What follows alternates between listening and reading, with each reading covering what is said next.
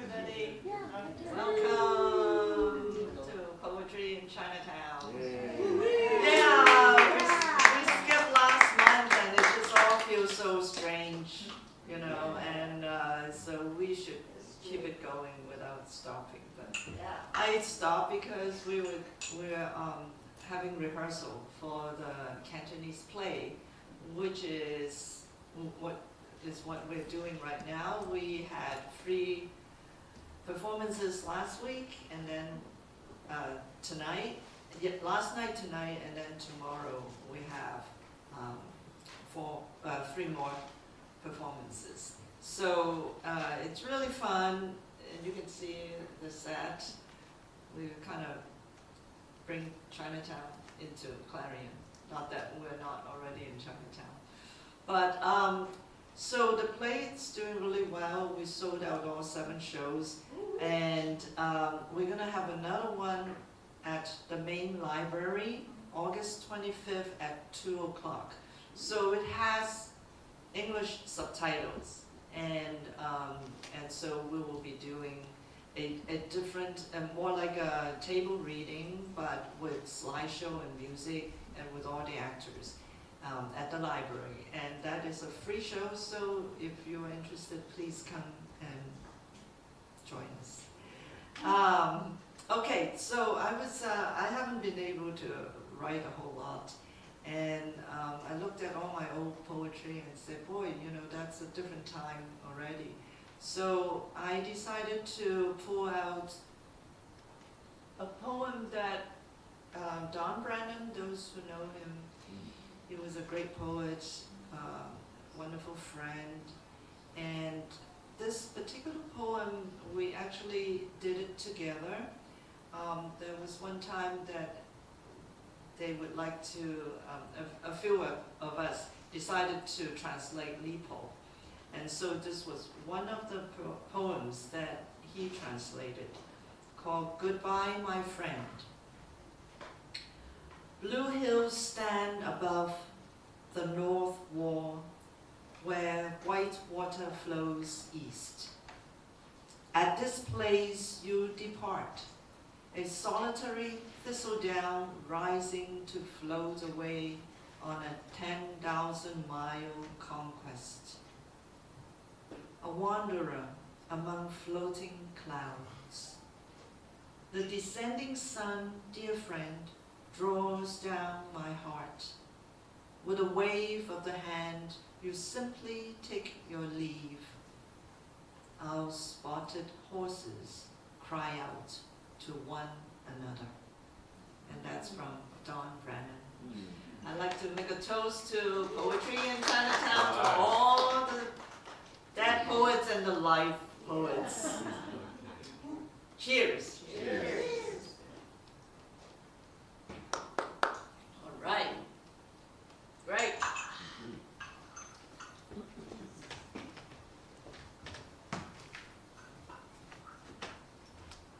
Oh, good afternoon, everybody. Yeah. Great to be back here. Missed you all last month. And I'm just delighted to be here with some wonderful features this afternoon. We have D.L. Lang with us, and we have Garrett Murphy with us.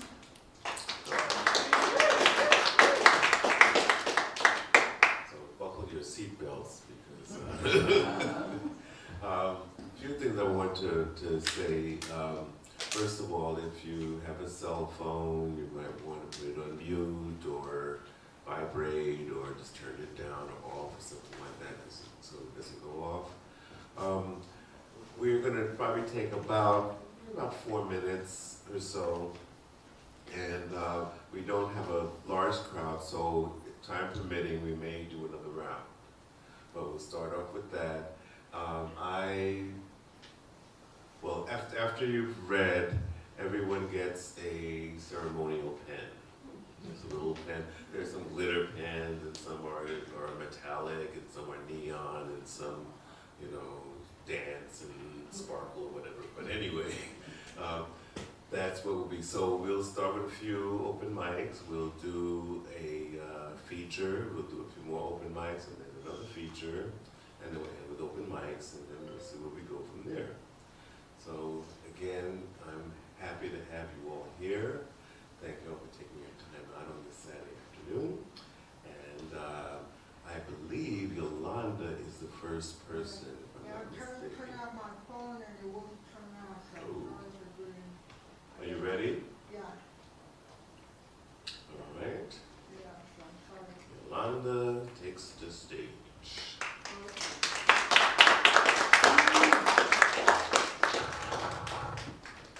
So I'm gonna need help getting down and up because Tuesday, a very nice Chinese guy, very well knowledge about neck problems, told me I can no longer do arcs. I can't bend my head forward, only backwards. And so I said, how about reading? He said, hold the book up. So, so I'm reading 2 poems from different poets. I'm not writing poetry, I'm writing in my journal. This one is called To Say It Clearly from the book, Puro Chicanx Writers at the 21st Century, Chicano Writers. To Say It Clearly by Rafael Jesus Gonzalez. The fools say that we come as beggars, stomachs empty, empty hands to take what already their own scoundrels and knaves have stolen from them. Yes, we come hungry, fleeing violence to where the riches of the empire are concentrated, but with hands full of our crafts and labors.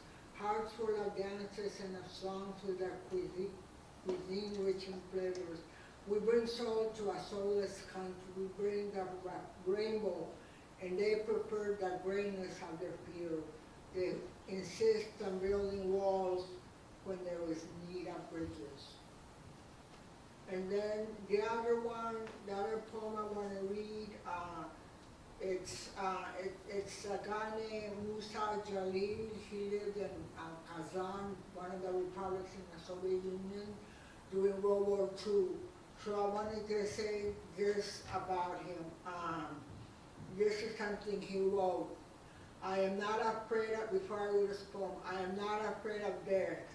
This is not an empty phrase. When I say I despise death, that isn't it so. There is a life after death in the awareness, the memory of the nation. If I have done anything of significance in my lifetime, anything that will remain, then I have deserved this other life, a life after death. Therein lies the objective of our lives, quote, to live so we don't die after death, unquote. The whole paragraph is a quote. And I like this because it says that, you know, if you write poetry, you're going to be remembered. You're going to, or anything else, you're going to be remembered. And so it's inspirational. And now I'd like to read this poem. Here it is.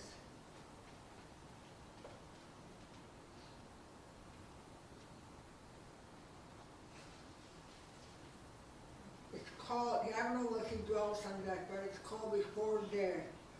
The road of righteous struggle I tread, to reach my goal I failed. My foes have severed with a hot bullet the thread of faith. My living heart a needle smites, blood runs in a weak jet. I see my shirt that once was white and scarlet now and wet. I do not grieve to you, my friends, to friendship do I vow. My shirt that once was snow white blooms with bloody flowers now. Pray hang it on a willow bough for everyone to view. There let it blow to scare the foe and remember me to you. 1921-23. So the Soviet Union, I'm reading the history of the Soviet Union Bolshevik and the Communist Party, and they fought the revolution lasted about 3 years because all the European forces, imperialist forces, they wanted to encourage upon Russians. He also fought during World War II and he was killed. But yeah, so it's a very, this is, I guess it's in the cover, but Musa Jalil. Thank you, Lana.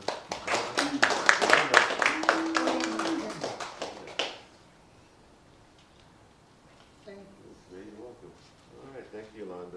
Up next we have Larry, followed by Rose and Alice.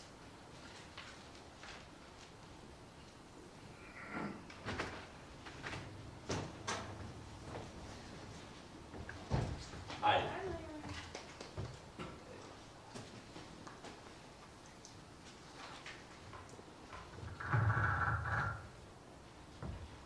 Okay, this is a poem called Lowercase Compassion.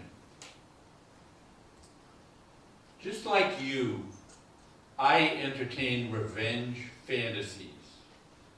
And I have a long list of enemies, real and imagined, at whom I would fling the perfect withering retort. All those knuckleheads who need their heads knuckled, their faces pushed in the mud. How about a kneecap-shattering pipe wrench? Stop sign runners, cell phone drivers, subprime speculators, Rick Santorum, the Silesian Academy soccer mom in the gray SUV who cuts me off at a dangerous merge onto I-80. I'm talking about bigots, racists, sexists, rich bastards, people who scream, keep the government out of my Medicare. Willful stupidity in such abundance. How can I stick up for truth except through my revenge fantasies? I spin scenarios in the car, on the computer, in the shower, walking the dog. The dog feels the same way, judging by her attack posture. When she breaks training to lunge, our hearts are both racing. An East Oakland cat lives across the street, but I'm not altering my route just to avoid confrontation. I look up into the yard for that pesky cat and see, instead, a small, white, seated Buddha. Oh, I get it. This is about compassion, right? Plain old compassion with a lowercase c. I don't need to give away my possessions or get a begging bowl. I don't need another elaborate scenario in my head just to be reminded. Take a breath, ease up on the leash and consider maybe this once leaving the pipe wrench back at home in its tool chest. All right, thank you. Larry. Oh, pen, yes. Rose is up next. Rose. Okay. And after Rose, Okay. Alice. All right, take your time, take your time.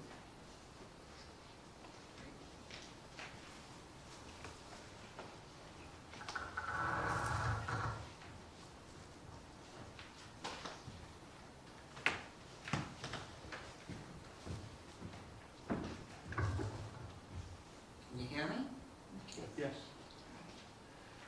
This poem is called I Am What I Am, and it got inspired by remembering this cartoon or comic character called Popeye the Sailor Man. And he used to sing, I am what I am, and it just kind of came to me. Okay.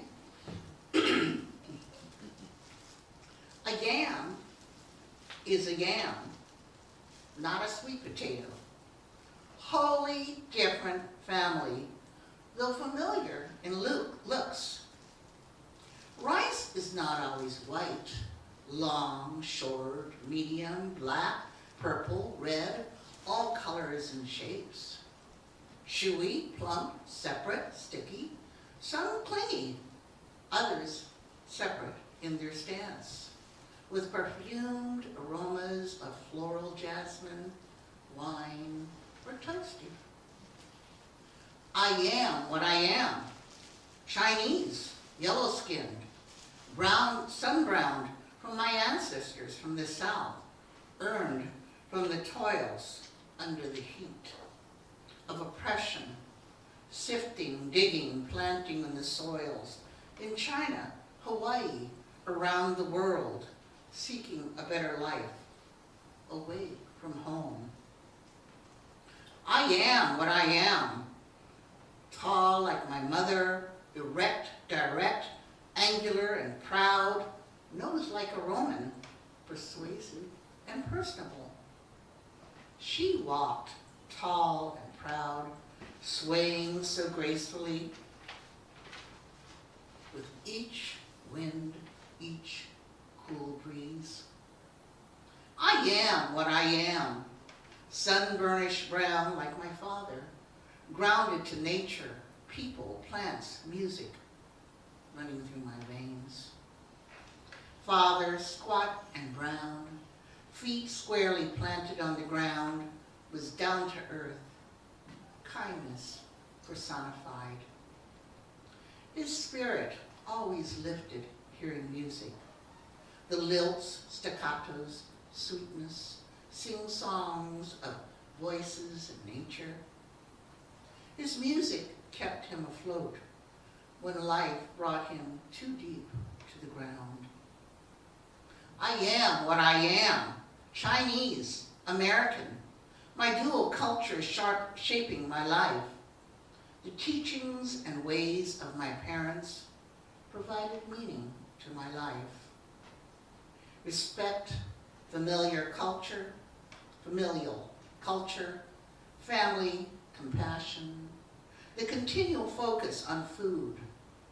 What will we eat at our next meals, born from past generations of famine?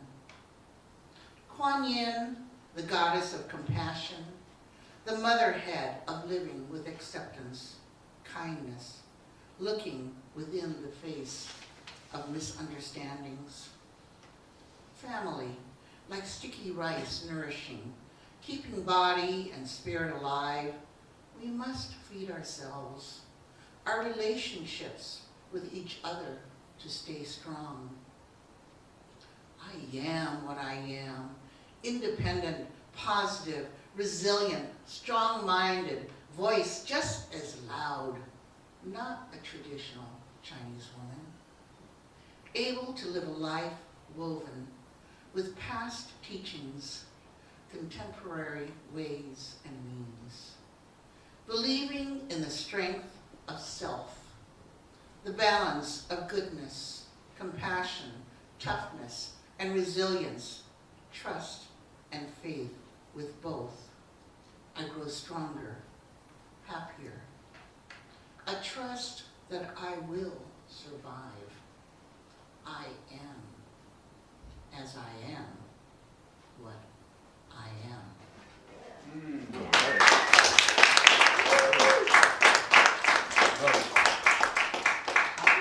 Orange.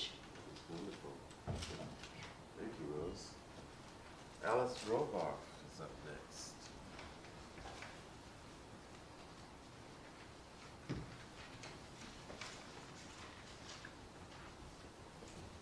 This is called In Between. Walking to the store after the rain, early evening, winter's light, is a lighthouse pierced through the branches of the trees, almost darkness, clouds covering a full moon, then pulling apart like curtains on a stage proscenium. A short walk to sort out sentences and contemplate flowers, a neighbor and their dog transitioning, in between home and the corner store, a simple errand before the rain.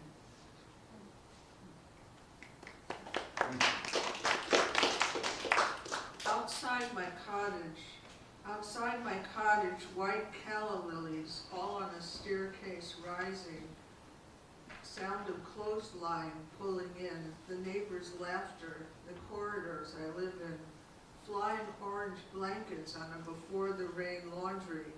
Coming back to San Francisco, I have gone away, come back, gone away, and come back, pulling across the rope lines.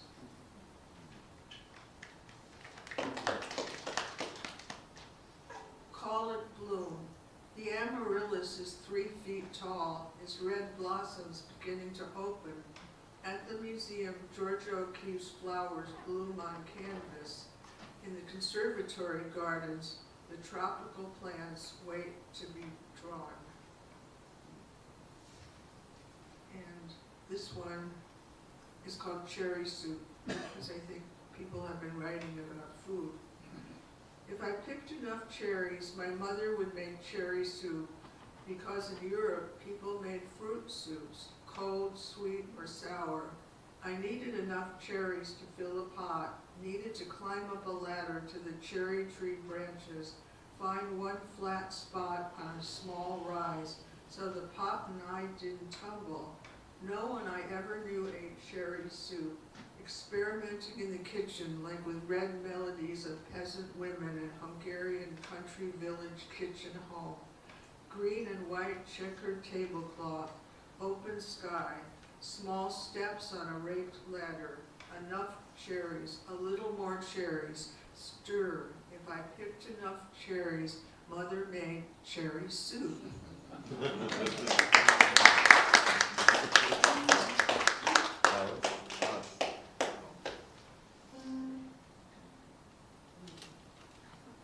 Ready? Okay, we're gonna have our first feature, and then we're gonna come back after our feature with Marvin, Rob, and Kenny. But first of our two features for the afternoon, D.L. Lang. D.L. Lang is the internationally published poet and the former poet laureate of Vallejo, California. Her poems appear in over 70 anthologies globally, including the Vagabond Lunar Collection, which will be archived on the moon with the Lunar Codex project. Lang was also recently published in California Quarterly, Maintenant, and Suisun Valley Review. As winner of the 2023 Curbside Haiku Contest, her haiku was displayed across downtown Tulsa and is archived at the Woody Guthrie Center. She's a member of the Revolutionary Poets Brigade and a two-time Woody Guthrie Poet. Find her online at poetebook.com. D.L. Lang. Welcome.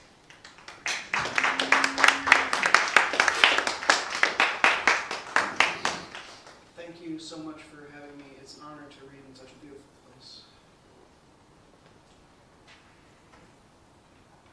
All of these poems come from my latest book, which is called Fighting the Solar System. Unfortunately, they're currently on a UPS truck to my house, destined to arrive tonight. So I don't have any with me. But I do have some buttons and little flyers on the table over there that you're welcome to grab for free, and that has more information. And also, if you're a Grateful Dead fan, I'm doing a Grateful Dead anthology, so hit up my website and there's submission details there. So,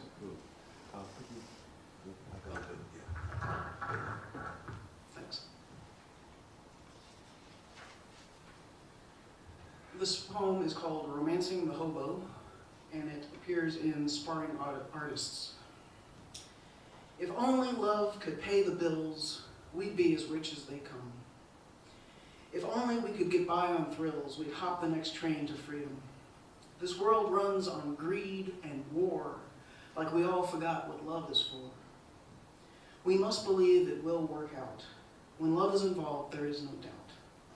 If only love could heal our hearts, no two friends would ever part.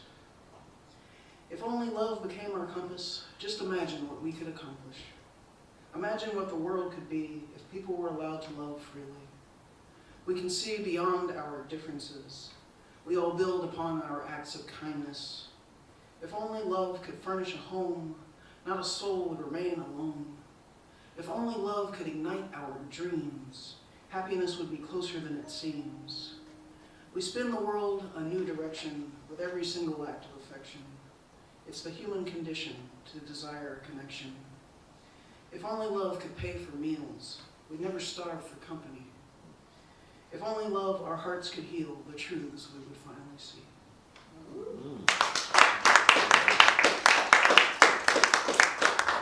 So I've been writing a lot of poetry that's inspired by historical figures and events, and D. Allen said this was his favorite poem of mine. It's about Martin Luther King Jr. It's called MLK. A preacher, a prophet, a king, standing up for the downtrodden, inspiring thousands to rise up in unity against hatred embedded systemically. His visionary life was cut short on the balcony of the Lorraine, but hatred can never extinguish his flame, for his words still ring true today. This king shall always reign among those who seek lasting change. It is up to you and me to bring forth a world free from war, hunger, racism, and poverty. We must carry on the legacy. We must believe deeply in the dream. We must choose the path of progress. We must march with our neighbors. We must all learn a better way. We must join together in song. We must plant the seeds of hope for better days in a world gone wrong. We must plant the seeds of justice. We must grow the fruits of peace. We must water the trees of equality. They shall blossom into an era where humans are finally free. One day, it shall no longer be just a dream.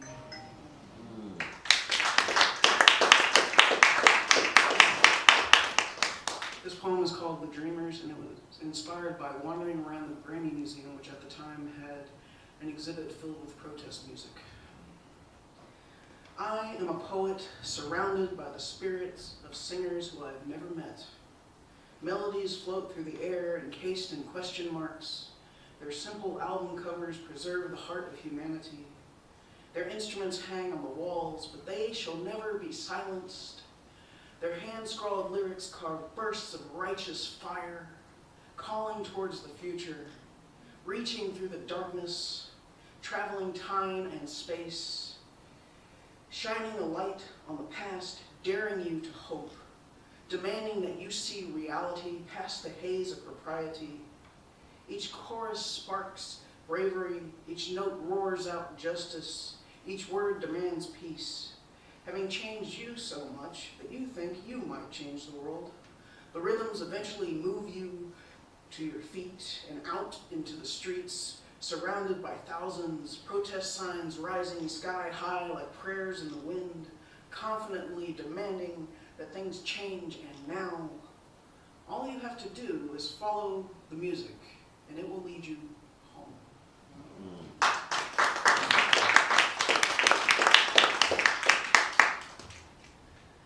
This next poem is about Bob Dylan, which I'd like to dedicate to my husband, who's wearing a Bob Dylan t-shirt. Ode to Bob Dylan. You who were baptized in the spirit of Guthrie, dare to trek towards his heroes, through the snow and onto Greenwich stages, chaperoned Arlo in a sea of folkies, hobo's myth turned on and plugged in, got the Beatles on the grass, hip to prophetic whisperings, static bard recording America's injustices, translated into poetry written on a mirror, weaving vocal love with Joan Baez. You who found your way into my parents' vinyl stash and into my ears at 13, the truth like a sunbeam echoing into the ether, played on repeat, bursting forth and blowing my mind, folky poet outlaw on a spiritual quest, rising up above the rest to yell the truth beyond the chatter of the mainstream. Your treasures landed in Tulsa, where I gaze at your process, walking in the footsteps of greatness, music flowing, exhaling awe and ecstasy.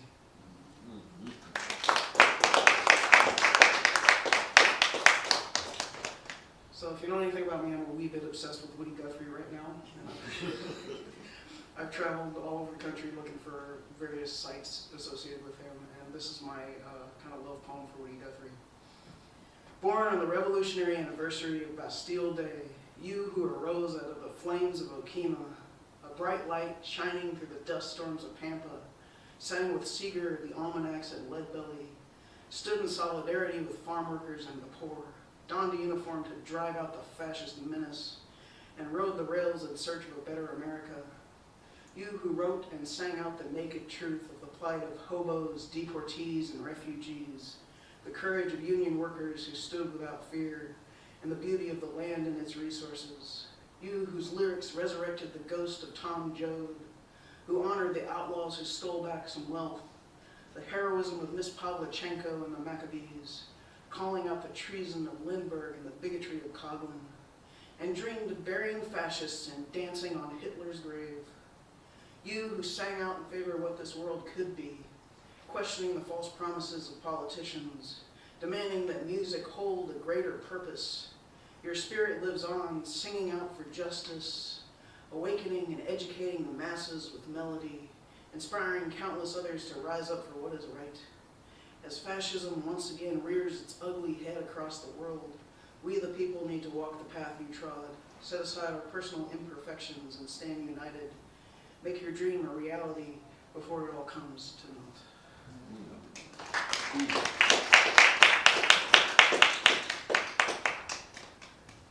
I'm going to read a labor poem since Labor Day is in a couple of weeks. And this particular poem appears in the anthology Working Man's Hand, which is by the Woody Guthrie Poets. And it's currently behind the glass at the Woody Guthrie Center. And I premiered this at the Woody Guthrie Folk Fest in Okema in 2023, accompanied by David Amram on piano. And when I introduce this poem, I always feel like I'm trying to say, how many times can I say Woody Guthrie in one sentence? And maybe about 5. So, together we will rise. From the indigenous workers robbed of their land, to the black workers forced to pick and build this land, to the Latino migrants kept from traveling this land, to the Chinese workers who built out railroads, to the Japanese workers unfairly interned, to the Arab workers falsely accused of violence, to the Jewish workers who escaped fascist hands, to the Irish workers who fled a divided homeland, to the queer workers forced to hide who they love, to the trans workers forced to hide their true souls, to the women workers forced to labor in their homes, to the children who work for low wages in sweatshops, to the working poor forced to live in outright squalor, to the homeless people who must beg for their dollar, to the disabled workers who are grossly underpaid, to the incarcerated workers merely seeking mercy and freedom, to the brave union workers who died in labor struggles, to the workers injured by war, police, and the draft. We have so much in common with one another. One day we'll unite to take back what is rightfully ours from those who have exploited, bombed, and divided the people. For centuries now, the super rich have committed a great evil. When we get together, there's no stopping what's in store. On that great day, all of us will settle the score, flipping this world together for justice and peace once more. Ooh. Yeah.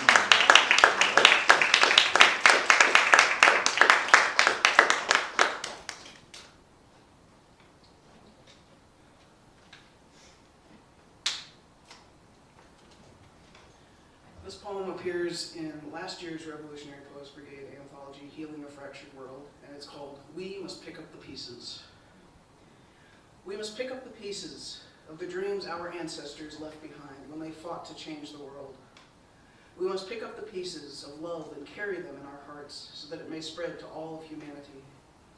We must pick up the pieces of this broken world and reassemble it into a mosaic of great beauty. We must pick up the pieces of work unfinished and carry forth the vision that things will change for the better. We must pick up the pieces of this union, rising up proudly together for as long as it takes, so that humanity is assured a future greater than anything we have ever seen.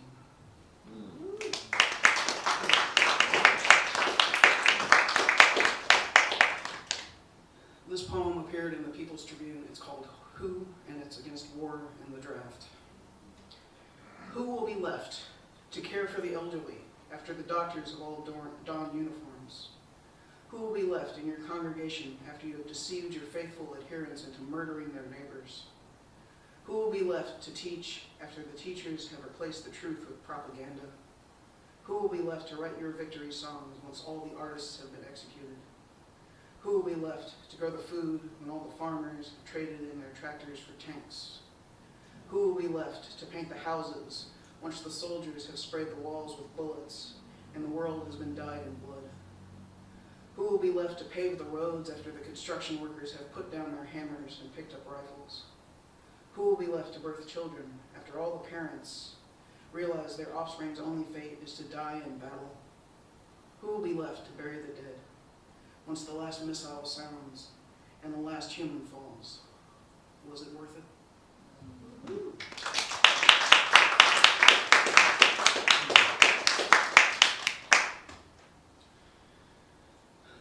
Since we're in the month of August, and on August 6th, 78 years ago, this country dropped 2 atom bombs on Japan. I wrote this for the Hiroshima Day anthology, which is published by Moonstone Press. It's called Nucleomytophobia, which means the fear of nuclear annihilation. America loves to point the finger at other nations, yet our own history bears critical examination. Japanese Americans were imprisoned merely for existing. punished for the actions of their nationalist cousins. This is racism in its purest manifestation, when the only crime is guilt by association. The warmongers will stop at nothing, for human life means nothing to them. Using any irrational justification, they kill and imprison innocents who were never responsible for the actions of governments. This country dropped the bomb not once, but twice on the Japanese. 250,000 people were killed by Fat Man and Little Boy, such cutesy names given to incredible evil. And yet, this nation continues to make them. Testing poisoned another Asian nation, destroying their land with radiation, forcing the Marshallese people into migration. Nucleomytophobia passes through the generations. Children hide under their desks and families build bunkers, as if that could spare them from complete annihilation. Tell me, when will humanity finally use our intelligence for the betterment of all nations rather than lusting after devastation?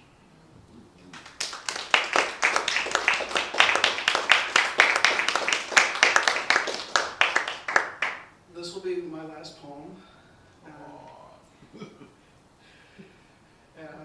So, in 2017, a year ago, or in 2017 in August, the Unite the Right rally happened in Charlottesville. And in 2023, my former hometown of Enid, Oklahoma, decided that they were going to elect a Nazi to their city council. So I became involved in the movement to get him out of there. And this is the poem about that. It's called, "That Time I Went Back to My Hometown to Fight a Nazi." I suppose I'm the very definition of what they're paranoid about. A Jewish leftist who wants to make the world a better place for every person of every race. A fascist on city council is a disgrace. When your hometown elects a fascist, you learn who your real friends are. Some folks will smile right in your face, but privately vote to throw you to the wolves. I went from agitating and educating in the comments section to flying thousands of miles, speaking out at City Hall in the blazing summer heat, to freezing my fingers off holding a sign for a Republican? An anomaly for someone like me, but it's a pretty low bar to ask your public servants not to be a fucking Nazi. Enid folks decided to unite against hatred, setting aside our differences to organize. Young and old, left and right, black and white, former city officials and former residents alike, all pledged to join in the good fight, peacefully resisting the local fascist takeover. When justice came calling, we refused to yield, speaking out at every city council meeting against this poisonous ideology of hatred, exposing this councilman's bigoted views. Month after month, the people stood tall, demanding representation, calling more people into action, hitting the streets, blaring righteous bullhorns, flying anti-fascist signs, raising the banner of love. Our message spread across the globe. We refused to cower from intimidation, refusing to be silent for the sake of our neighbors. Apathy is just as dangerous as complicity. We all gathered at Jezebel's, indulged in wine, and waited for the returns to come in. Would Klansmen, once again, march in downtown Enid like they did 100 years ago? Or would the voters choose to remove this bigoted clown? The atmosphere was filled with the melodies of truth, as protest songs from Woody Guthrie to Nina Simone to the Muslims and the Dropkick Murphys rose up into the night, filling the downtown with hope, generations pledging to continue the fight. The whole world was watching the vote. We loudly chanted to the press, "Fuck Nazis." As the voters swept him into the dustbin of history, we all raised our fists and joined in a chorus of, "Judd, we just replaced you." Grateful that the voters said no, we'll remain vigilant. For all you fascists who've got to go. One down, many more to go. Thank you. All right.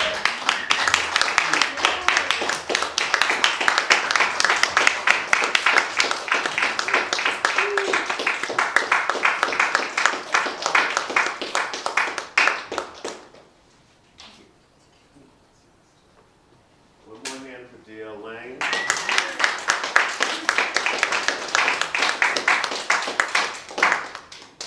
All right, wonderful. All right, next up, we've got, I believe, Marvin, and then Rob, and then Kenny coming to the stage.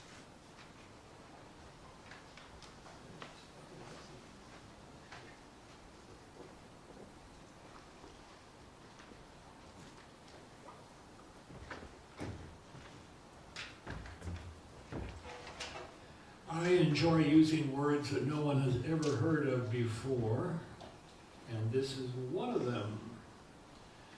Misericord is a cartoon carved in wood on the bottom of a choir seat in a medieval cathedral. An example would be a rabbit aiming a gun at a human hunter with his arms up. The reason for this strange thing is cathedral services were often held 5 times a day or more. It could involve an hour and a half of standing, so the misericord was something that eased the misery. Okay, be kind to your metaphor. The poet's heart is a kind and joyful cathedral. No expense has been spared on the misericords. Playful moments carved on choir flip seats, making a monk grin while standing in prayer without end. Misericord number 1, mice playing hide and seek in a bishop's mitre. Misericord number 2, a nun throwing caution to the wind, watering a peony named Eden's perfume. 3, a priest losing his cool with a neo-Satanic multilingual intern. And 4, 2 blissful folks crawling out of a haystack. Raw experience inspires the best chuckle. Rainbow glass windows change color with each heartbeat, difficult but heartfelt. Pipe organ, rascal, adores the Vox Humana and the sneaky wake-up time crescendos. A poet's heart, a cathedral at sunrise, welcomes all. Thank you.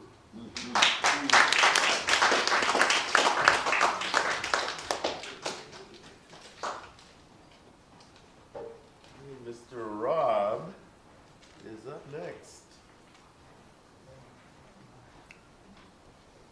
to entertain us musically and poetically. Thank you, Greg.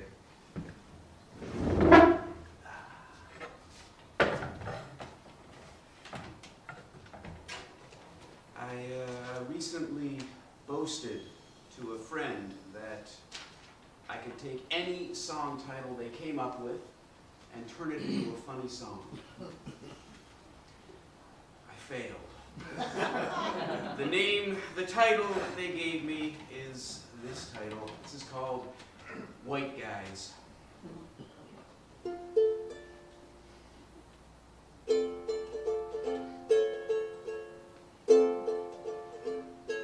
I wanted to live in Hawaii, then I read some books. Horrific deeds done by people with my looks. I turned my eyes to that Caribbean glow. Then I was shown the poverty seeds we've sown. So I want to live where white guys have never been and hear people say, white guy, come on in. I want to live where white guys have never been, but like a weed, they're coming again.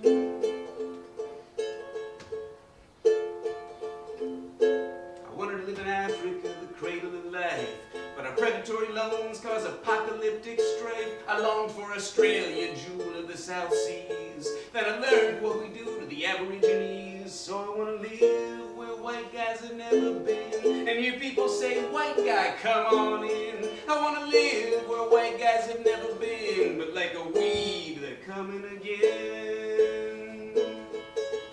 I went to Antarctica and under the sea. No escaping this legacy.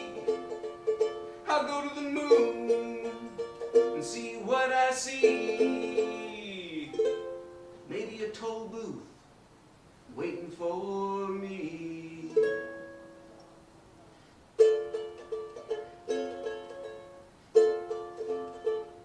I went to South America, so warm and lush, with genocidal dictators courtesy of us. Went to the Philippines, made my head spin. Colonial bloodbath again and again and again. So I want to live where white guys have never been and hear people people say, white guy, come on in. I wanna live where white guys have never been, but like a weed, they're coming again.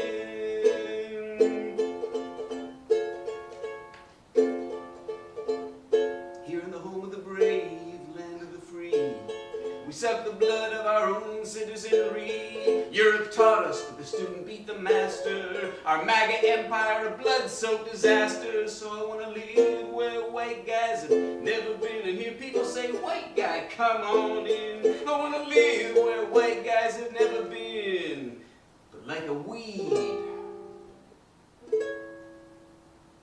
they're coming again.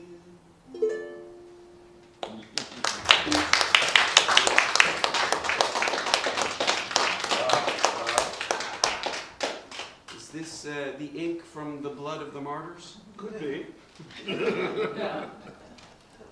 All right. I think we're going to go for our second of our features here. And, right. Garrett Murphy is known in the Bay Area poetry scene as a political and human nature satirist. He has written several chapbooks of poetry and prose, among them What We Claim, What We Are, Scooting Along, and a recently published compilation, Murphy's Law. He's got copies of them here, and their prices here, etc. So you certainly can participate in Garrett's poetry afterwards, but I don't think I need to say any more. Garrett is well known in the Bay Area, well loved and well appreciated, and we welcome him to the stage at Clarion.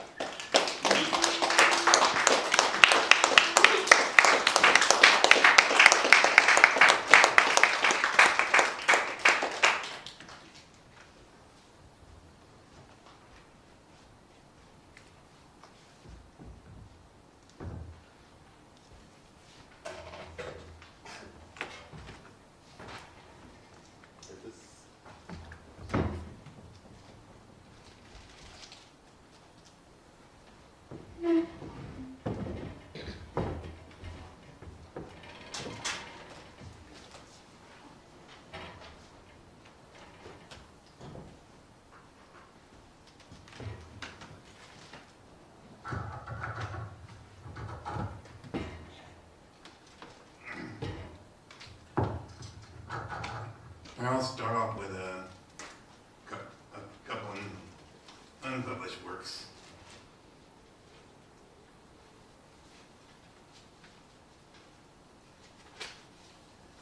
Economy and bust. So, you're worried about the economy. Meanwhile, the country's on all kinds of collision courses. Various jurisdictions are being run by rabid mad persons.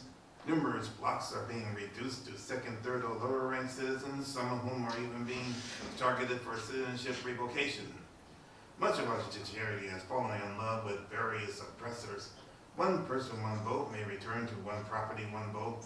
Even birthright citizenship may for many become birthright nomads transformed into stateless persons, as America may emulate Dominican Republic. Already doctors are forced to either violate Hippocrates or else become subject to inquisitions and imprisonment. Many even now are being denied knowledge and pride in themselves, or their institutions have fallen to those for whom ignorance is their bliss. People have permission and blessing to harass and insult as they please, even know especially if it offends, mocks, or even endangers those they just don't like. After all, is the cruelty not the point? And you're so concerned about the economy. From what we've heard of late, the economy's doing just fine, but let's try this little scenario. You think with your stable economy, all your troubles will be over? Oh, really? Only you might not be able to capitalize on that. You may not be allowed to capitalize, but even if you yourself can, possibly your friends and acquaintances might not, especially if they are some sort of other. While you may be basking in your stable economy, some others may be shut out of the loop for reasons not their own. Hard to be enjoying your stable economy when you're being downsized with the end of affirmative action. or forced to leave work to become a stepper handmaid, or seeing your friends profiled or hauled away on a couple, or indeed locked away in a prison or concentration camp. And it would be very hard to take advantage of a stable economy from a prison, a hospital, the morgue, or a place of final entombment. But of course, the economy is all important to you, is it not? King Furs would be so proud.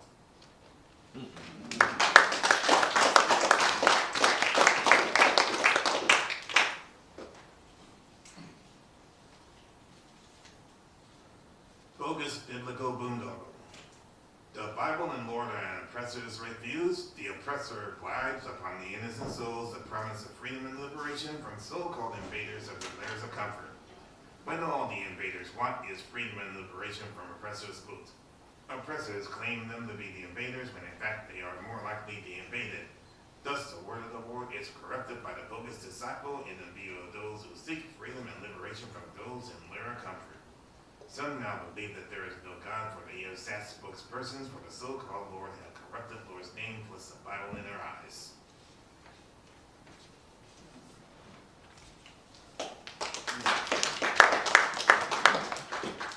Failure in Tennessee. The Tennessee trolls, they act like they're fit for tuxedos. They need to silence dissent, but of course they fail to succeedo, and though they're destined to fail, they'll try, but with all the help they can muster up, will never come close to ceasing the truth.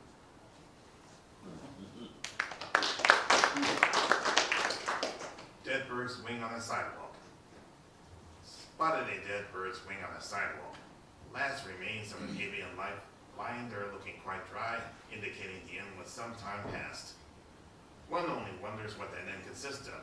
Most likely, from the look of it, it was some vehicle, auto, truck would appear, but of course, it might have been the close of a perennial chapter in which that time the predator did win.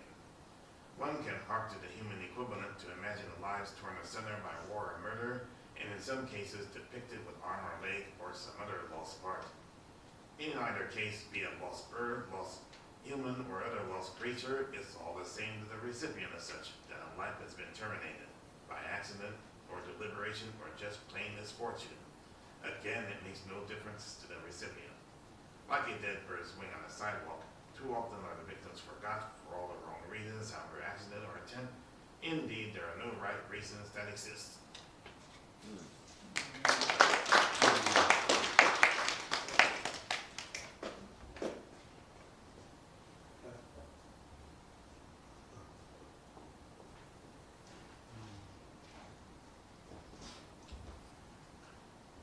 Private eye. Here we go for only the multi-zillion time ever, we bring you the great discovery of privatization. Yes, privatization. The world's greatest discovery of all time, better than a wheel, better than learning to read, than altruism, than the discovery of fire, than the entry into space, and especially even democracy itself. Privatization enables you to acquire all you can know for your exclusively optional use. Your booty is not just in good hands, it's in your good hands. So 3 cheers for the ability to privatize, sing praises for the ability to possess, and should others object, well, it is your property. You can toss them out of the slightest whims, or better yet, not even allow them in the first place. Your private sector is yours and yours alone to decide who goes in and who goes out, or not at all. The next best thing to your very own kingdom, and it can be built into almighty an empire. And remember, just remember, Woolworths was also a private domain.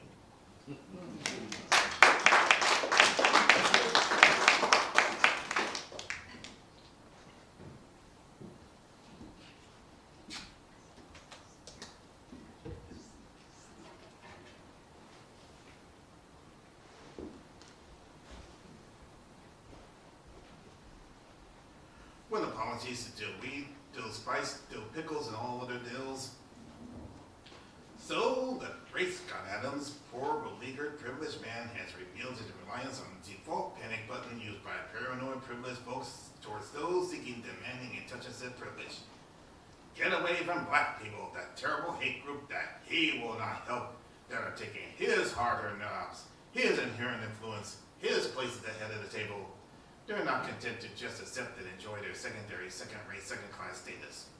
A warning to dear Dave, you may think you're his proof, but surprise, surprise, Grace Scott still hates you. Scott, you always were rather soulless, but now we know just how much. So you won't help any more blacks? What on earth made you think blacks ever needed or wanted your help? Blacks don't need second-class minds or second-rate commons scared of losing their societal rank. Your patented projectors and turn back on you. So beam yourself out, Scotty. The book snacks you're acting a rump. Just don't let Gilbert Stone's discarded tie curls slap you on the way up. You've only proved yourself to be your most quintessential individual. In other words, Scott, you've just been distilled.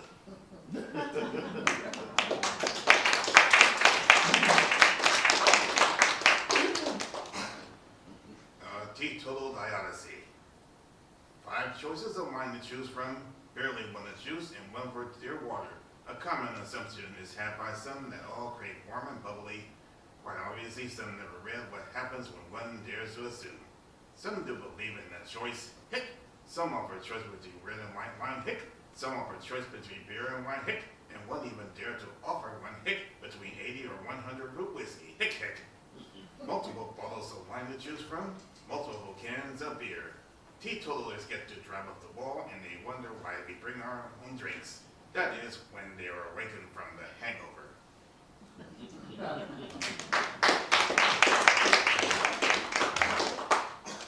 Juneteenth present from Washington. This just came from Washington, a package gift. And look what it says on the wrapping. Happy Juneteenth, newest federal holiday. 156 years in the making. Unanimously passed by the U.S. Senate. What a miracle that is. And Juneteenth flags sprinkled all over. Come on, let's open this gift up and unwrap this screen quite gingerly. But wait, what is this? No For the People Act? No John Lewis Voting Rights Act? No reparations? No critical race theory? Not even a declaration of Juneteenth as a national holiday? Just one empty box and not even a word of apology.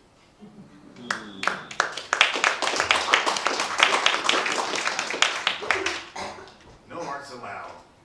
We advocates of simple human decency and tradition are most in arms with this terrible phenomenon which we thought we had finally vanquished with our focus on businesses and MBAs and science proper decency. Remember, the business of America is business after all. For the last is evil called the arts as they spoil their souls and conscience yet again. Blotches of graffiti all over our walls, photos and portraits and subjects not to be exposed to our simple, more traditional family values.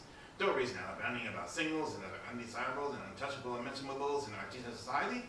Oral coverage ranting being passed off as poetry and musical in such disrespect with law and around authority.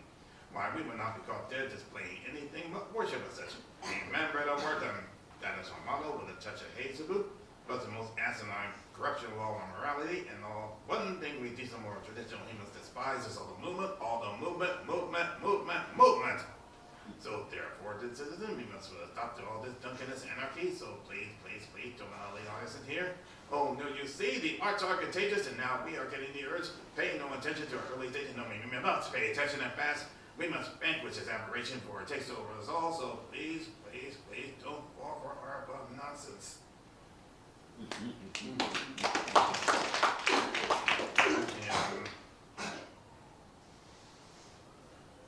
going to close with it. Okay, I'm going to... You've still got more time, Garrett. How much more? You have 2 more minutes. Yeah, I'll finish with 4 minutes. I'll finish with the one people seem to love, however much it ages. Nuts in charge. The world is in need of so many a thing. The times they are waiting and are crucial to boot. Our survival, as you know it, is open to question, yet the nuts are in charge of the cookie jar. And the nuts are in charge of the cookie jar. And the nuts are in charge of the cookie jar. And the nuts are in charge of the cookie jar. The bullies have been turned into the heroes of the world. McCarthy has come to it to send its treason. Our crisis has instructed leadership is sore needed, but the nuts are in charge of the cookie jar. And the nuts are in charge of the cookie jar. And the nuts are in charge of the cookie jar. And the nuts are in charge of the cookie jar.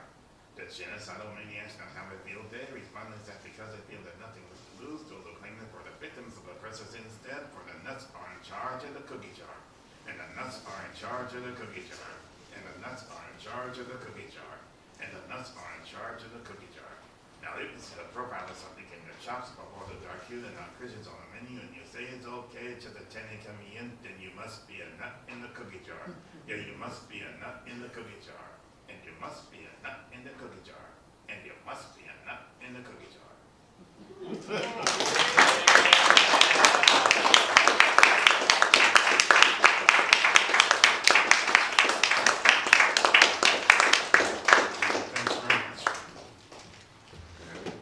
Garrett?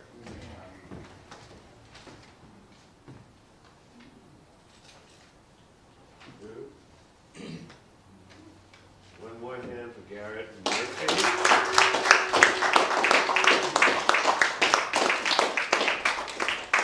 And Garrett's got, as I mentioned, books here for sale. And DL has some buttons here and cards there that are available. So please. All right. Let's see. I believe we've got Rocio coming up. Oh, I'm sorry. No, we have Kenny. Kenny did not before me. Yeah, Kenny, and then Rocio, and then Alan Harris, Antoinette, Sarah, Lisbeth, JR. Yeah. Welcome, Kenny. Thank you. Oops.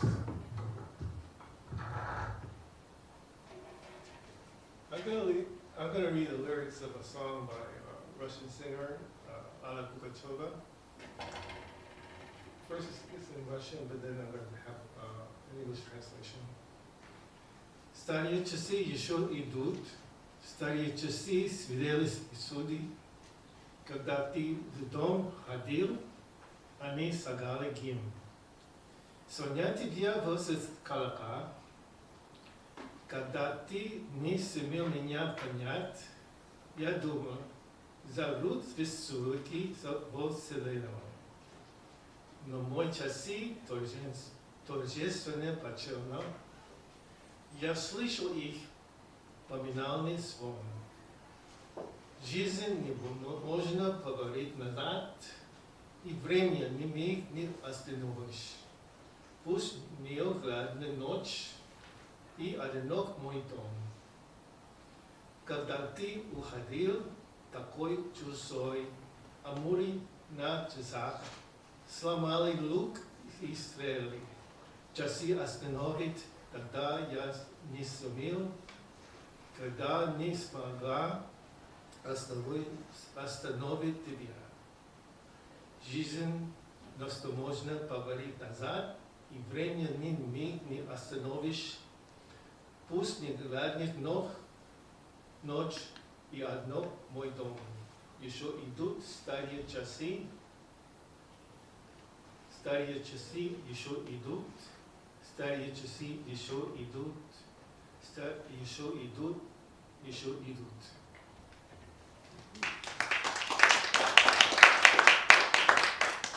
This is a rough English translation.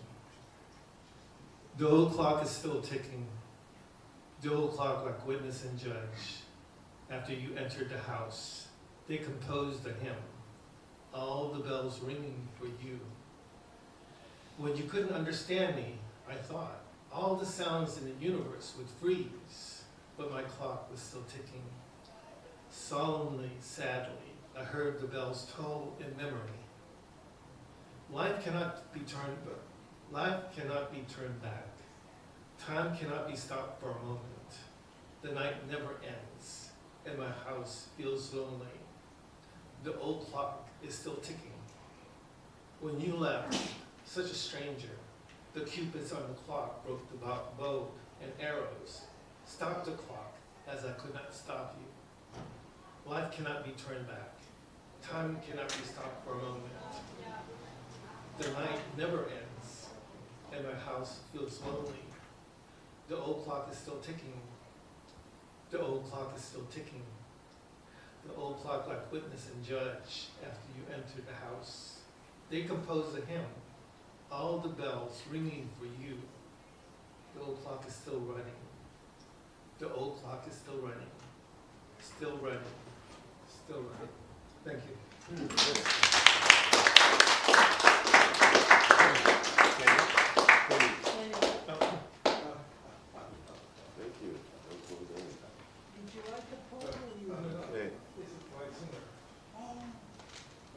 Rocio's up next.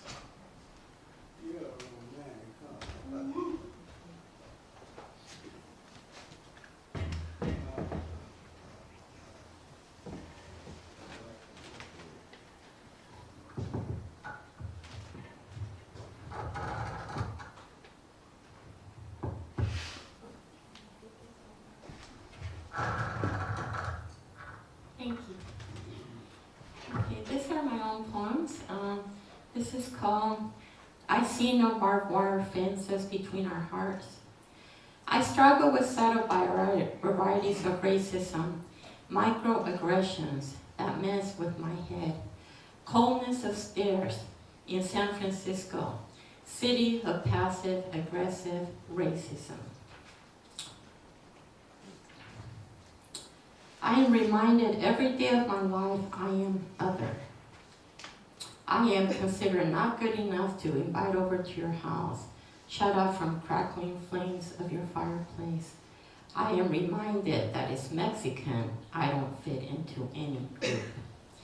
I am not invited to your picnic table for screaming slice of confetti cake, where men named Andy blows out candles with friends. Their coldness baffles. I see no barbed wires between our hearts. As children, we played as friends. We dodged a swiftly moving yellow ball, running in the middle of a large circle of children. Stained popsicle sticks of frozen cherry popsicles. They saw no borders then. Thank you.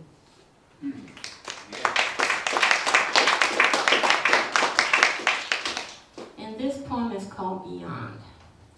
Hot August afternoon, playing in a river, bare feet splashing in cool water, my parents sitting peacefully at a picnic table conversing. Soul of the river was a joyful rushing water sound, soft dappled sunlight on pink and green river stones. My mother beautiful in a rose dress, radiant as a shower of pearls. My parents walking together to a bar in Riverside. They were having a good time. My mother always carried scissors in her teal handbag, just in case my father was violent. She carried them until the day she told him, "Women here do not get hit, not like Mexico." He could be put in jail. Midnight, woke up to shouting, mother crying, accusing my father of having an affair. I was a child under blankets. My world had come to an end. Memory of my mother hitting my father with a shoe on his forehead. She did not know what else to do. In a yellow, sunlit room, many years later in Barrio Logan, in a group I created for children who had witnessed domestic violence, a sweet innocent child, Rafaela, drew herself with large teardrops falling. Lorenzo was painting with whirls of his mother and father throwing plates of food at each other during dinner, scraps of food flying all over the room. Sitting on a large oak table, I told Latina survivors of domestic violence they were the inspiration for their children, for a life beyond abuse. If they could just see beyond violence, as walking in mist, holding tiny stars in the palm of your hand. In my heart, I could hear chains dissolving. Women were admiring a bouquet of vibrant pink carnations Yolanda had placed on the table, as she could not afford to buy roses. They were enjoying lime and guava popsicles I bought them. I wish for them a vision of a life beyond family violence. Thank you.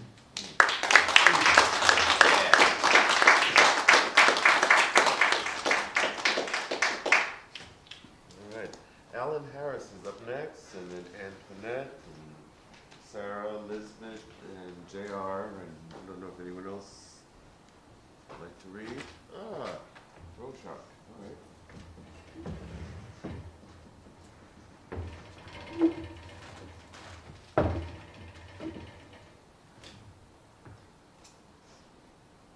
This piece wrote itself.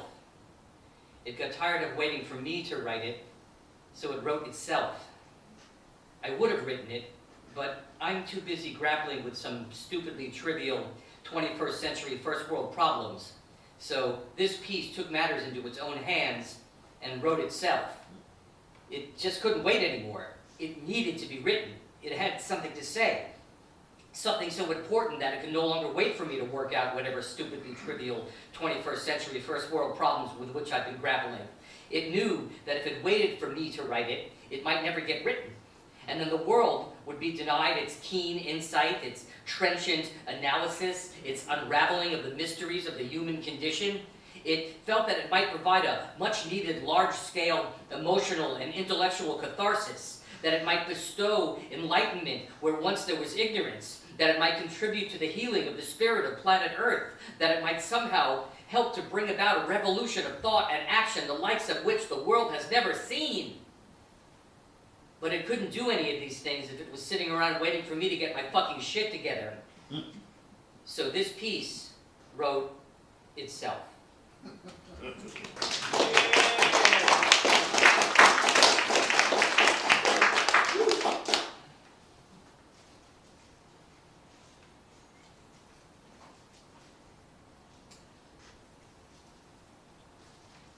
I'm not crazy. And I know you've heard from other people that I am crazy. Well, those other people are wrong. I'm not crazy. In fact, I am the opposite of crazy. I am uncrazy. Okay, so uncrazy isn't actually a word. I just can't off the top of my head think of the word for the opposite of crazy. And just because I can't remember the word for the opposite of crazy doesn't mean that I'm crazy. Perfectly sane people forget words all the time. Wait, the word is sane. The word for the opposite of crazy is sane. See, I remember the word. So, like I said, I'm not crazy. In fact, I'm just like you. I forget words and then I remember them. I'm just as sane as you are. In fact, maybe saner. Because unlike you, I don't go around cavalierly accusing other people of being crazy. I don't throw that word around so randomly. I understand the weight of that word. I know how personally hurtful and tangibly destructive to a person's life that word can be. I have some semblance of a sense of propriety, of a sense of responsibility to conform to established standards of good and proper behavior. And that includes not haphazardly accusing others of such things as might fall under the staggeringly wide umbrella term, crazy. A term that is relative at best. Your crazy could very well be my sane, and vice versa. And society can make all the decisions it wants to about who it does or doesn't consider crazy. Like you, I have my own feelings about that. But unlike you, I'm not crazy.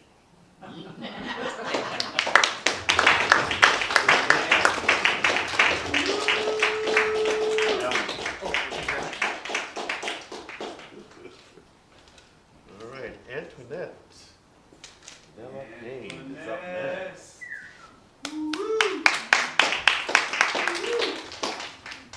Tell us about your So I chose 3 essays.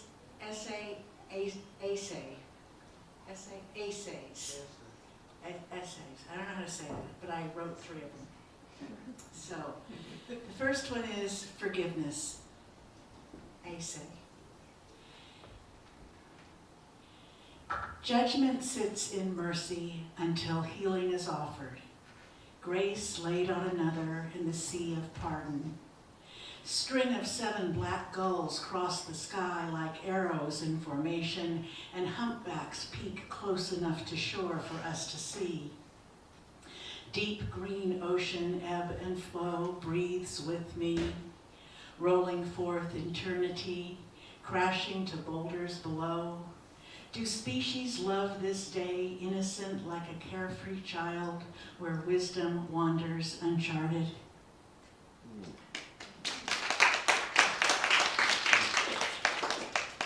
This one is Saunter. Way back when walkers took pilgrimages to the Holy Land, taking a long journey with a mission. When asked where they were going by passing villagers, à la Santerre, to the Holy Land, they said. Later they were called satirist. Today, this holy land, trees, woods, cliffs, rivers. By the ocean I saunter, devout and happy.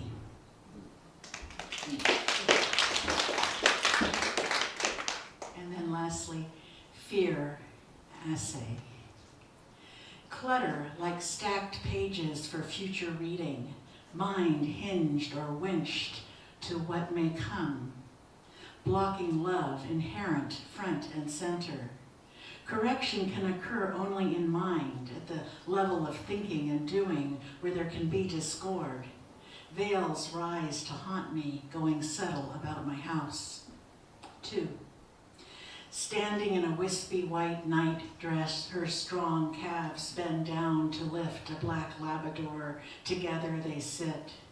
Zen master stamps free will, non-violent protests, monks wearing brown robes sit on stage, no difference, no separation. Like this blank sheet of paper where front and back encompass one another, parts unseen. Creating substance and merit as trembling goes awry and light fills the night sky, sorrow sits inside joy. Wolf's breath sucks in cold, wet particles swirling, exhaled to fluffy white angel. Great, thank you. Thank you. Mention about the 1428. Okay. Tell them about 1428. Oh, yeah. So, 14, sorry. Thank you. I just invite you to a hybrid reading in San Francisco, first Thursday of every month. It's coming up on September 5th. It's Marlena Hamer Pugh, who is an LA poet that I know, who's great, is going to be the feature. And it's hybrid, meaning that we do it in-house and on Zoom, and it's at 1428 Haight Street from 4 to 6, first Thursday of every month. Love to see you on Zoom or in person at the cafe in the Haight. Great. Thank you. I want that pen. I like it. All right, Sarah Menifee, and then Lisbon's up next. And shall we dance?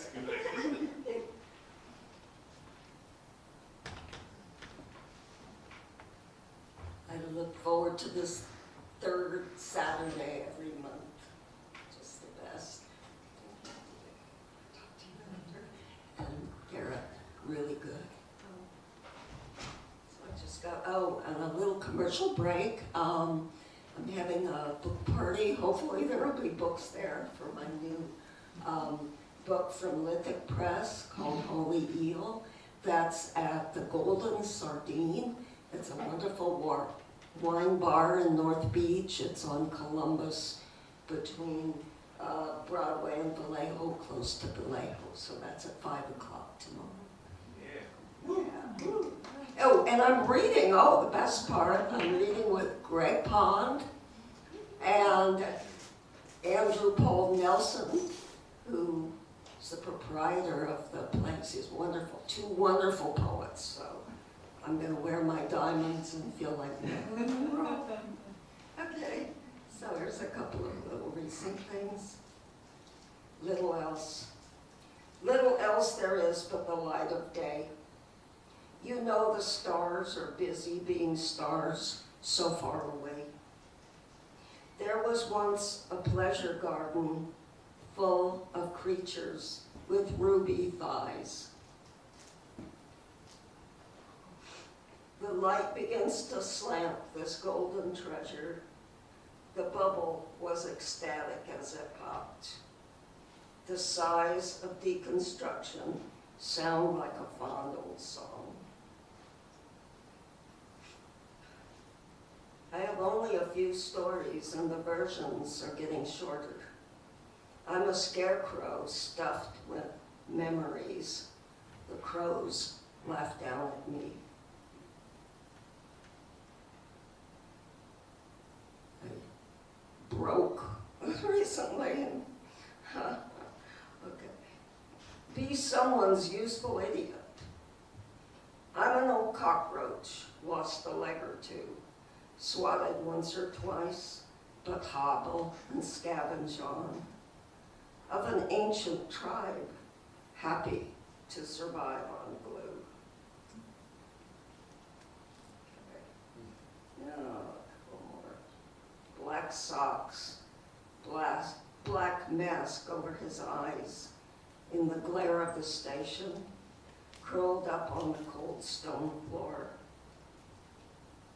A civilization of chicken bones. Okay, one more Ars Poetica. Oh, godless, I keep on writing the same fucking poem year after year, while the groaning world gets on with doing whatever it does, buzz, buzz, and kill. I wrote one called Eggs in Your Beard. It's all a sad quest for a cheap rhyme, and little else, my dear. They actually served somebody raw egg and floating in their beer once when I was a cocktail waitress long ago. Okay. A shell game with 3 white cups on a small black table on the street outside, boarded up shops with lots of happy shouting. The ants shall inherit the earth.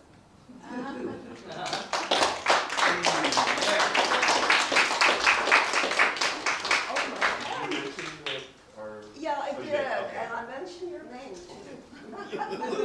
Thank you. 5 o'clock tomorrow. Yeah, Golden and the golden sardine. Thank you. Elizabeth Bailey is up next.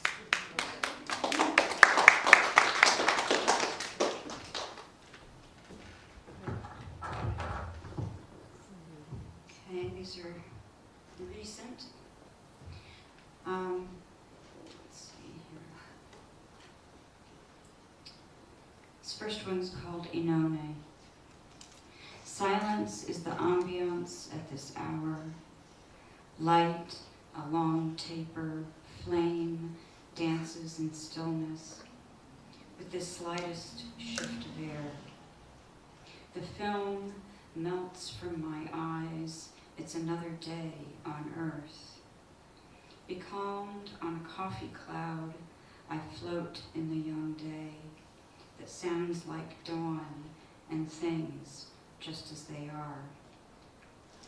I recall loved ones long ago. Their gifts are my memories as I reach the sun's first rays.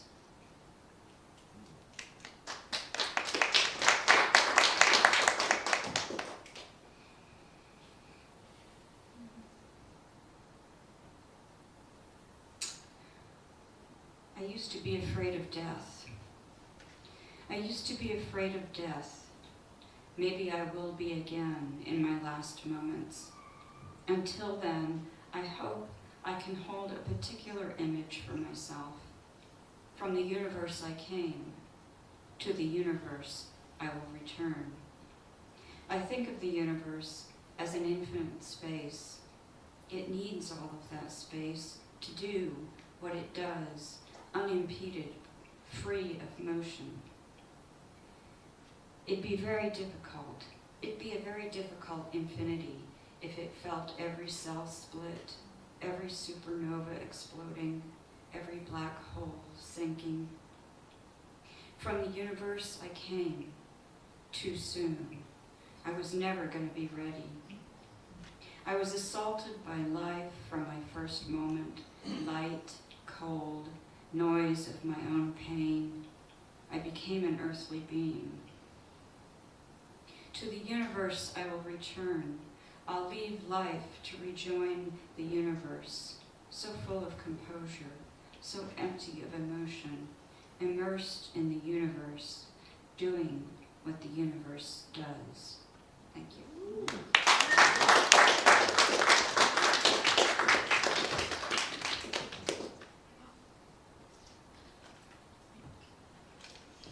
All right. Okay, and we've got Rorschach coming up, and then J.J. Rush.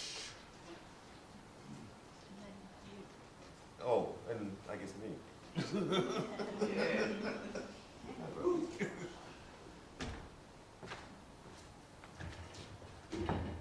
everybody, it's great to be here with you all. Wonderful reading, great value. Can you hear me? There's two pieces. The first one is called Fear. I saw my fear run naked, running up and down the walls, up and down my spine, until I came back, eyes awake and nodded, prepared for wherever off I should go.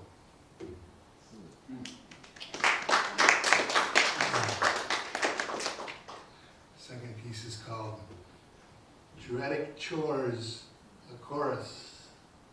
Seek ye a staff that was broken, in campus ground it lies, where ne'er a wood mouse did burrow, or dog arf at a bone.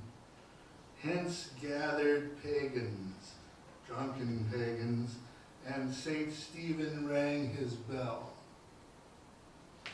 Much howling amongst these woods, and the natives were restless. The wicked eye hung baleful in the night sky.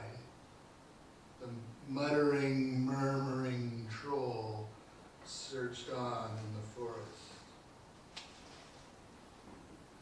Glad to meet ya, Mo, Joe, Gladestone, Ram Bam, the holistic battalion of Broken Bang. Pirates aren't easy to know, and they're harder to drink with. Star guitar, moral gore, for the crabs were evil, and they would not learn morals. Amongst the natives there was little rejoicing, for all was amiss and besotted, and the way was not clear. Surely some force put hindrances in our way, or are we the force? Star Wars flashed before the eyes of those in the astounded circle. Circle of light, valley bright. Oh yes, we used to sing that. And a ring, and Mabel and me, and a baby makes 3. Zen overtakes the West, and television shifts, rocket propulsion, we're in outer space, transcendental psychosis. What? Back down, learn to see this interchange, overcharged, no charge, excellent credit rating, and a skipping tune rambling down that years ago. Thank you.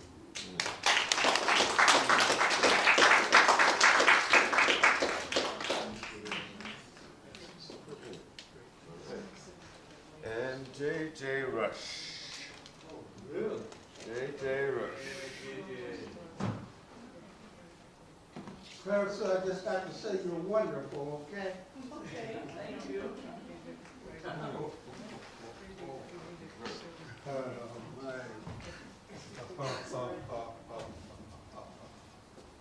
Hey, it's so wonderful to see you all today. Haven't seen some of you in quite a while, okay? I'm glad everyone was able to beat COVID-19. So let me take you on a journey. Hey, it was at a joint one night in the Windy City. My woman had left me. I was wallowing in pity. We had a big tussle over a female named Pearl. I wonder was she happy, the woman I had. I need you tonight. Into the joint stepped this lady dressed tough in high heels and sable. Walked to the bar on the end, Best of all, she grinned. I caught the scent of Chanel. It rang a bell. What a foxy lady in sable. But did she receive my cable? I meet you tonight. Full moon lit the sky. I sent her cocktail to sit on high. Muddy waters on the jukebox sang a haunting lullaby. Blood rushed to my surfaces. I needed a nurturer. She must have been a miracle. Putting on my best grin, hey, I stepped to that hand. Pretty lady, you should know you're the finest woman here, but before I ask your name, can I treat you to a dance? When we stepped around the floor, I could tell she had in store all the good things that would please a simple fellow such as me. Clark Street was bare. When reaching her landing, I caught the scent of sugar cakes and candy. Inside her apartment, I fell into a daze, a funky and sexual haze. Then our lips met in perpetual passion. Would this end the love I was missing? I need you tonight. Into the showers, we made haste. Over her sparkling body, my fingers softly traced smooth shoulder forms and soapy slides, tenderly stroking down her ride. We picked up the heat on satin sheets and farmers' horses of fish. Never encountered such bliss. I need you tonight. Thank you.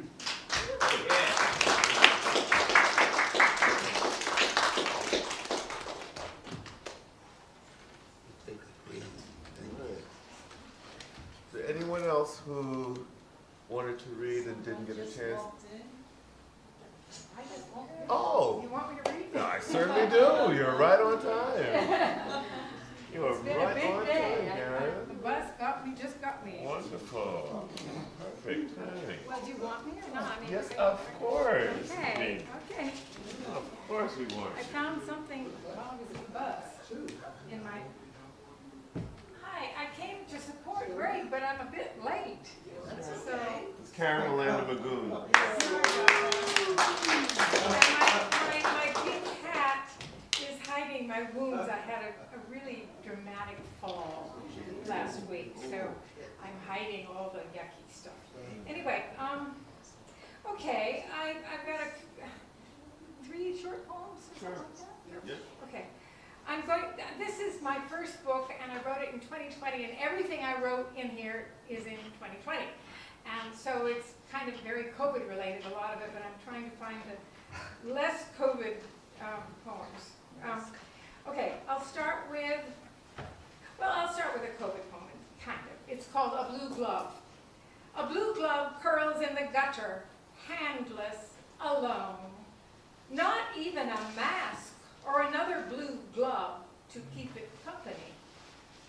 Alone, but not isolated, soon to be squashed by a truck or sprayed away to find itself stuck on a gutter screen or sliding down a pipe into a river or ocean where it sadly becomes food for fish or flows out to a garbage patch somewhere in an ocean gyre.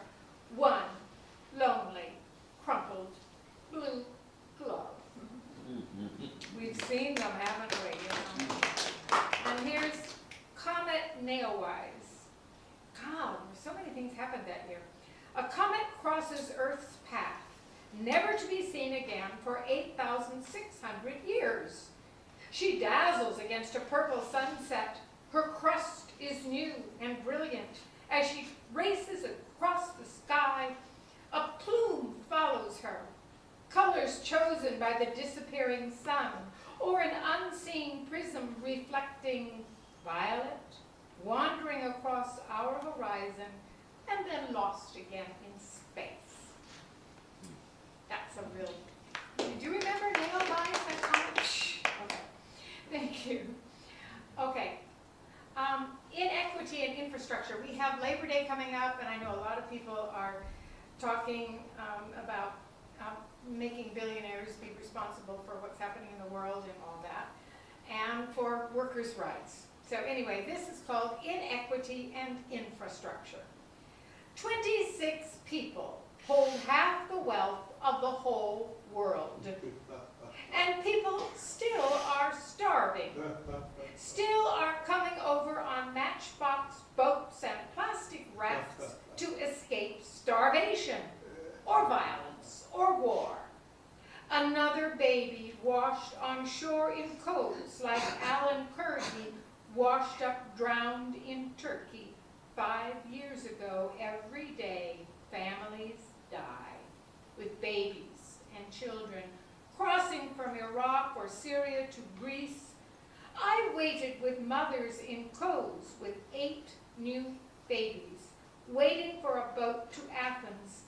They could no longer stay in tents in coves. There was no sanitation, no food, no water for their babies. Most of the world is scrambling for life. Most of the world needs health care.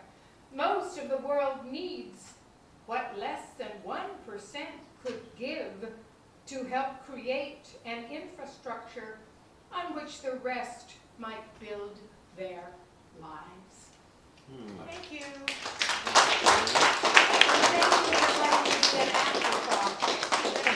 Thank you, Greg. Oh. Can you help me? I'm kind of rickety. Thank you. You get a pen. Oh, I got a pen. Oh, I got a yellow pen. All right. Wonderful. Thank you. All right, anyone else Hi, Alice. didn't get a chance to read?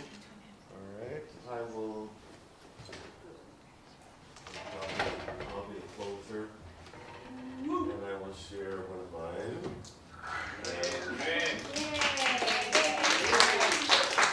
Again, thank you all for coming out this afternoon. This is wonderful. This is entitled Remote Control. If we remain compliant and silent and allow those with evil eyes to feed us mayhem and violence while we watch the world slip by, one foot on a banana peel, one eye on the channel guide, while we're busy binge watching Netflix, Hulu, and Amazon Prime, or some other premium service to which we've recently subscribed, will we be paying enough attention so we don't get fooled next time? When old Jim Crow reappears, dressed to kill, pressed to the nines, trying to impress like he's this Phi Beta alum from some bogus college online, who's reinvented himself as the new James Crow Esquire, sporting 3-piece suit, bow tie with false teeth, dyed hair, empty promises, and fake smile, trying his best to keep us convinced that he's cared about our welfare all the while, unless we happen to be on welfare. Then we're stepped to the rear of the line, next to the door marked marginalized. Too many fail to realize that while we're ever ready to be stars on reality TV, we're not so ready for prime time. We remain dumb, thinking we can switch between live and rerun and not be undermined, or sold some bill of goods that ain't no damn good and will never turn gold or be worth anything more than a block of salt brine. We can only move past status quo when we stop pressing rewind and letting an old remote do its best to keep us controlled, mentally stressed, buying more, getting less, programmed for another soap opera drama as the world turns, a dumb tongue, deaf ear, and blind eye, continuing to deny our rights in hopes we die right before we get to collect our Social Security prize. But meantime, don't forget to set your DVR. I heard tonight at 9, the revolution will be televised, but only if you subscribe to Stars.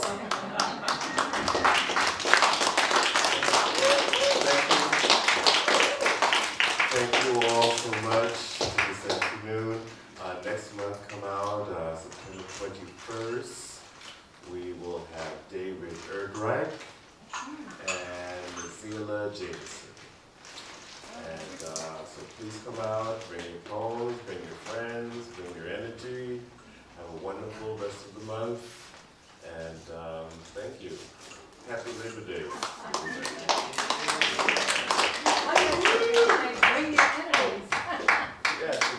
Oh, and again, one more hand of appreciation for our wonderful features, Neil Lang and Garrett Murphy. And for Clara and the Clarion staff. Yes, yes, yes. Tell me about the hero performance next Sunday. I'm sorry? Library, the theater performance that Carol's been working on. The theater? You know, You talking about Clara's? Yeah. Oh, Clara, you just want to remind them about the play? It's all sold out, but you can be there in spirit. I'm glad you made it. I'm so sorry.